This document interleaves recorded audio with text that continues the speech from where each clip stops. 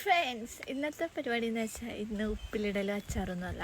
ഇന്നത്തെ പരിപാടി ചായക്ക് എന്തെങ്കിലും തിന്നാനുണ്ടാക്കാമെന്ന് വിചാരിച്ചു. അപ്പോഴത്തേക്ക് എൻ്റെ മാസ്റ്റർ പീസായ ഉള്ളിവടയും പഴംപൊരിയും അതുപോലെ തന്നെ ഈത്തപ്പഴം അതേപോലെ പൊരിച്ചെടുക്കുന്ന ഒരു പരിപാടിയുണ്ട്. അത് ചെയ്യാമെന്ന് വിചാരിച്ചു.